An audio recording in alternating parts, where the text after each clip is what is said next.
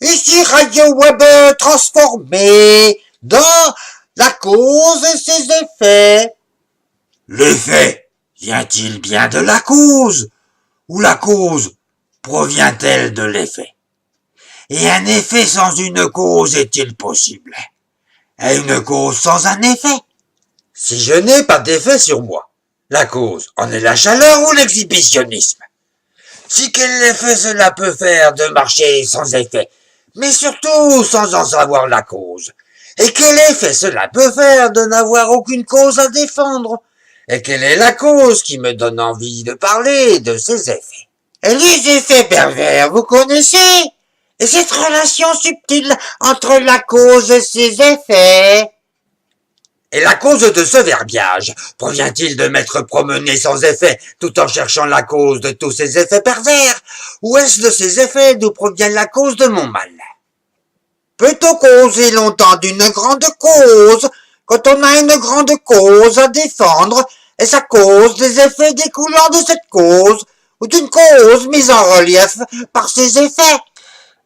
Pourquoi s'attaquer aux effets, sans d'abord en rechercher les causes? S'en prendre qu'aux effets ne peut pas nuire à la cause, mais l'amplifier et créer de nouveaux effets encore plus terribles que la cause incriminée. Seuls les paresseux, les lâches et les pressés, ou ceux qui ont inventé cette cause mais ne veulent pas renier cette paternité, entrent en guerre avec grande générosité, ne voulant pas changer cette cause tant incriminée. Ne s'en prenant qu'aux effets, par solution de facilité, ils poussent les gens à se rebeller contre ce qu'eux-mêmes ont inventé. Quand une loi présentée comme bonne, donc la cause, n'a que de mauvais résultats, donc les effets. Le plus simple est bien de supprimer la cause que de vouloir se battre contre des effets qui, pour cause, vont continuer de se multiplier. Seulement si cette cause traduit la volonté idéologique d'un parti et que celui-ci est toujours au pouvoir. Le seul effet qu'il peut bien faire est de lutter contre ces effets, mais pas à s'en prendre à la cause même qui est son idéologie, sous peine d'autodestruction. Aussi, nous voilà tous embrigadés dans de faux combats dont la cause réelle est alimentée par ceux qui voudraient nous emmener à la bataille.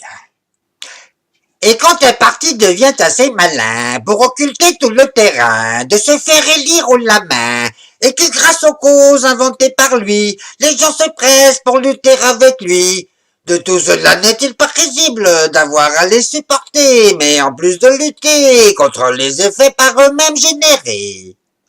Comment des gens se prétendant si intelligents de tous ces effets n'en pas voir les causes, et nous faire croire pour garder le pouvoir que de combattre les effets vont en supprimer les causes? Et dans 10 ans, nous en serons toujours à lutter contre les effets des effets des effets des effets.